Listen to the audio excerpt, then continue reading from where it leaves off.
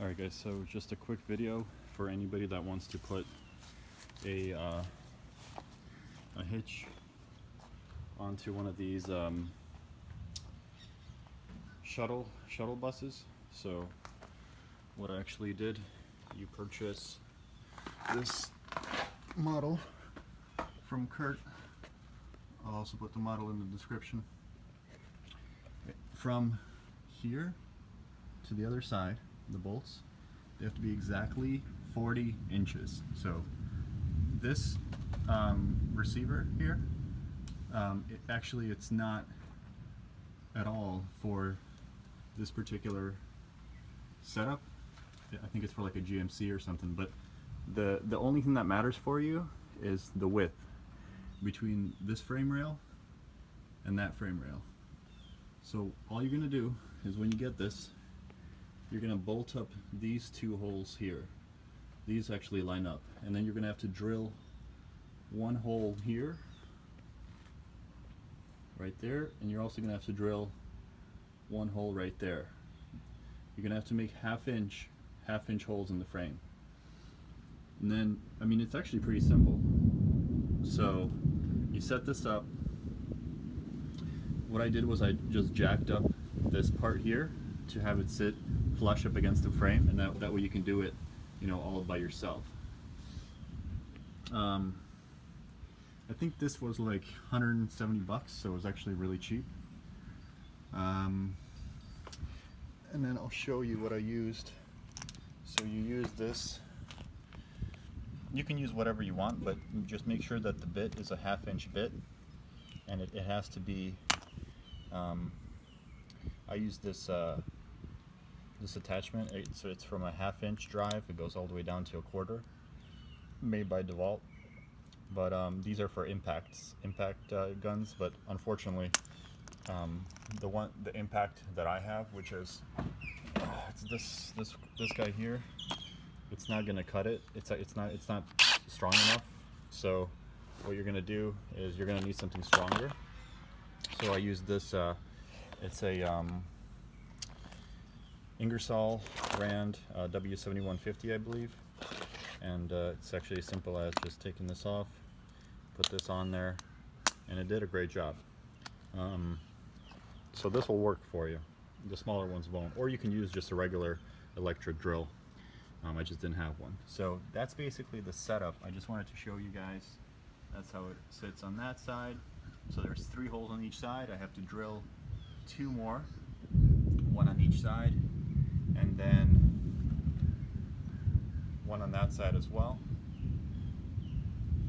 And yeah, that's basically it. And then just make sure the actual hitch is rated. I believe this is like the strongest one, which is the class 4 or 5, and I could be mistaken, but make sure it's the strongest one, because if you're going to be carrying around, you know, a 10, 12, 15,000 pound trailer like mine, what you're going to want to do is have that be as secure as possible. After this, I have to install a brake controller later, but that's for another day. So, oh, by the way, if anybody knows, for brake controllers on these things, I'm probably just going to have to wire it all the way to the front. But if there's any connections that anybody's aware of, just let me know. And that's it. You can actually have a hitch on these awesome shuttle buses by Aerotech. And I mean, it's actually really nice because it's really heavy duty. Like, look at those leaf springs. This is the 450 model, so you could easily tow, I mean, whatever you want. I mean, it's basically overkill for anything I'll be doing, but it actually makes for a great tow vehicle. You can get these for like, you know, 10-15,000 bucks used, with like 80-90,000 miles, and then you can use this to tow boats, trailers, whatever you want. Alright guys, so that's all. Hopefully it helps. If you have any questions about anything, just write a comment. Hey guys, one other thing I forgot to mention to you. When you do the drilling for the holes, to make your life a lot easier, take one of these floor jacks, put one end of the drill on the bottom side, and then just give it some just some pressure, not too much, but so that it's it doesn't move. So it's completely pressed up against that. And then all you got to actually do is just press the button, and it'll actually drill.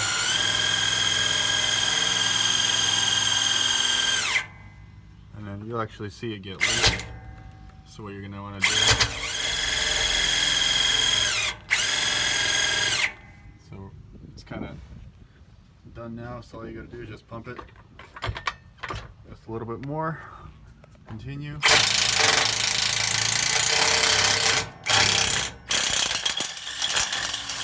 That's it. And it's a lot easier this way, and it takes like 20 seconds versus doing it by hand like I did on that one over there. It'll take closer to, you know, like 3-4 minutes to get through this. It's like a 1/4 inch thick, I think, steel. So just a little tip there for you. Alright guys, so here's the finished product. All the bolts are attached, 3 on each side. What's nice is it actually fits really good, like with this bumper. So what I was worried about was there wouldn't be enough clearance, but there's actually plenty of, there's probably about 1.5 inches of clearance here between this bumper. So the hitch that I got, it'll come out to about here roughly, and then I got a 2-inch rise for my trailer.